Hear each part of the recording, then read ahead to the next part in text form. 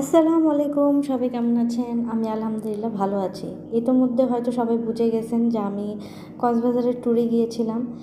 যারা চিটাগাংয়ের মানুষ আছেন তারা নিশ্চয়ই এই জায়গাটা খুব চেনেন এবং তাদের এটা খুব পরিচিত একটা জায়গা। আমি এটা খুব ভোরে ভিডিও করেছিলাম। তখন বাস এই ব্রিজটা ক্রস করতেছিল। তা আমি এক ফাঁকে ভাবলাম যে একটু ভিডিও করে নেই। দূরের ওই জাহাজগুলা দেখতেছিলাম। বাস থেকে নামার পরে আমরা একটা অটো নিলাম আমাদের রিসোর্টে যাওয়ার উদ্দেশ্যে। এই যে সে ডলফিন মোড়, যেটা সবাই চেনেন। আর এখান দিয়ে আমরা যাচ্ছি আমাদের রিসোর্টের উদ্দেশ্যে। এই যে আমরা রিসোর্টে পৌঁছে গেছি। তো এই যে আমাদের রিসোর্টের নাম হচ্ছে ডিভাইন ইকো রিসোর্ট। এখানে চেক ইন টাইম হচ্ছে 1টার সময়, দুপুর 1টায়, আর চেক আউট হচ্ছে সকাল 11টায়। উনি হচ্ছে ডিভাইন ইকো রিসোর্টের ম্যানেজার। আর উনি হচ্ছে সকালের শিফটে বসে, আরেকজন আছে উনি হচ্ছে রাতের শিফটে থাকেন।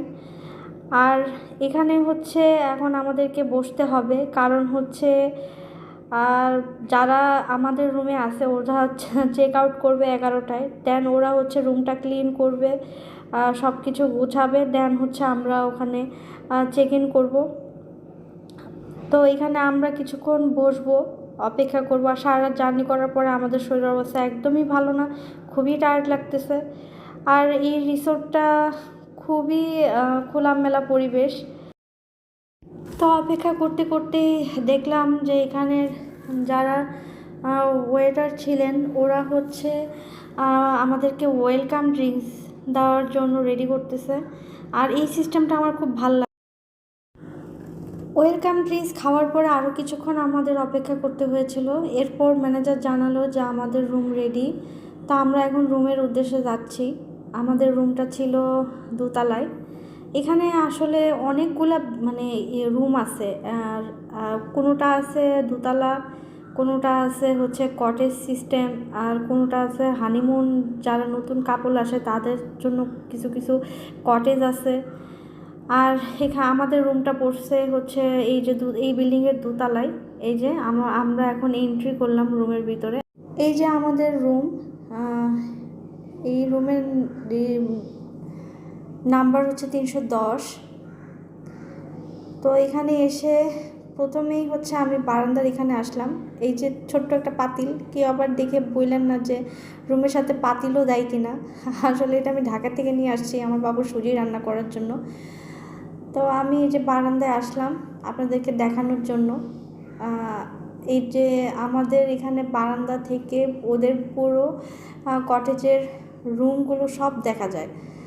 এই যে যা দেখতেছেন সব হচ্ছে এদের। আর ওই যে সামনে দেখতেছেন ওইটা হচ্ছে রিসেপশন। আর এখানে হচ্ছে হাঁটাহাঁটি করা যায় মাঠে।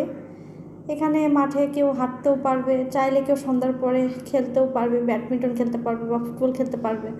আর এই যে ছোট ছোট রুম দেখতেছেন গোল গোল, ওগুলা হচ্ছে যারা হানিমুনের কাপল হিসেবে আসে ওরা ওইটা নিতে পারেন।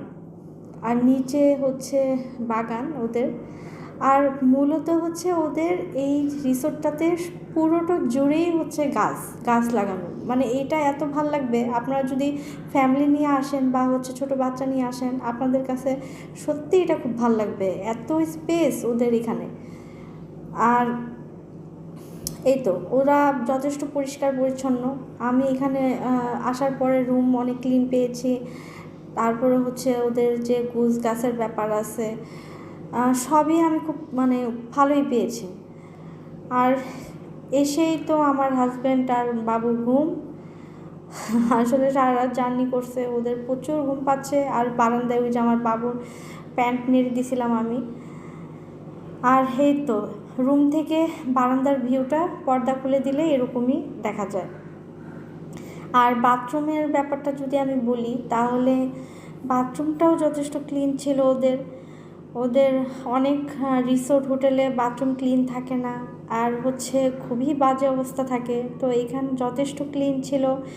ওরা হচ্ছে আমাদের জন্য অনেক রিসোর্টে কিন্তু স্যান্ডেলও প্রোভাইড করে না, আমাদেরকে স্যান্ডেল দিছে।